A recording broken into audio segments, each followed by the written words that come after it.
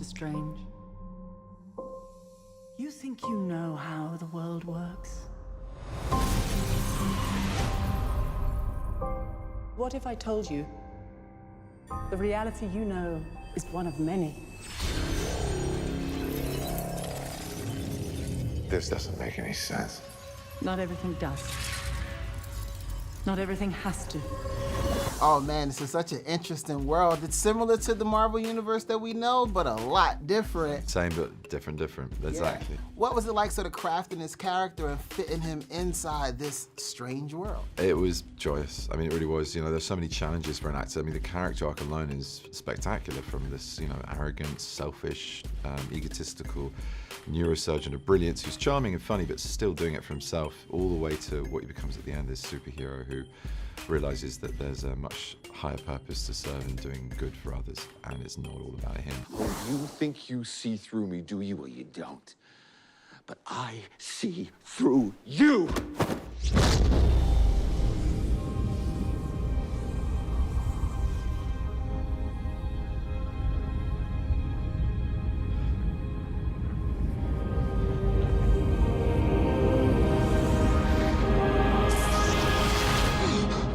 Do to me.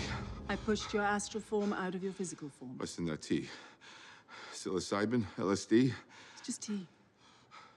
With a little honey. But then when you mix in the degrees of action and the thrill of the magic and the sort of other dimensions cinematically that we got to bring to life through the amazing artistry of the SFX team, you know, it was a really, really, really fun ride. And I got to learn a whole new load of skills that he does as well. So we had a parity in our experiences, you know.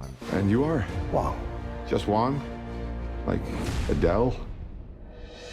What was it like crafting his character in a different section of the Marvel Universe than we're used to? We want to make a Wong for our times, you know?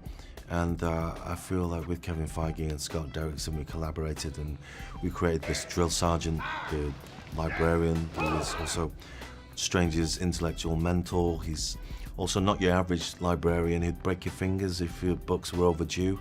If a volume from this collection should be stolen, you'll be dead before you ever left the compound.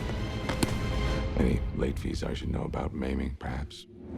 It's the type of Wong that we're not here to mess with, and you know, there's a real seriousness to him because he understands the severity that lies ahead, you know, as we sort of drag and pull our audience through this multiverse that we're going to enter into. Through the mystic arts, we harness energy and shape reality. When you went about the graphics, when it comes to folding in the buildings and changing the dimensions, what was that like? How did that incorporate into what you had to do in your job?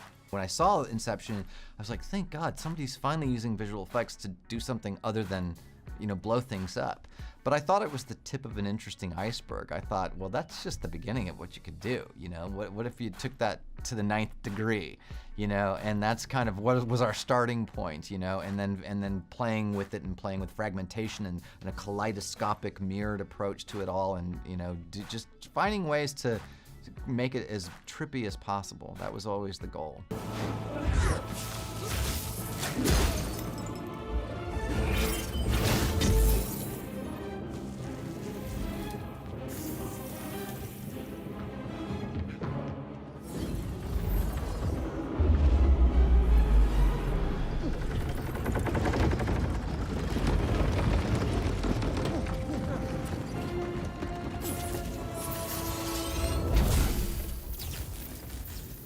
And there's a scene where someone gets like blown up and it's like right there when he just goes flying Yeah. into the wall.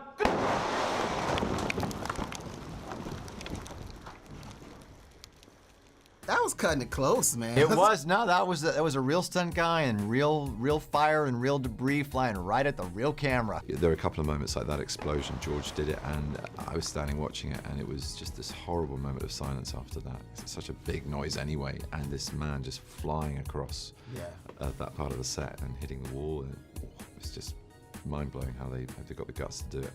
But I loved it. I loved it. I'm a boy, and you know, I love all that kind of adventure. I love you know, throwing myself into those things. I always have done. So it's really nice to be able to do that kind of work as well, because it's not necessarily what I'm known for. And even though I'm, you know, creeping into my 40s now, kind of just, I'm really thrilled to do it.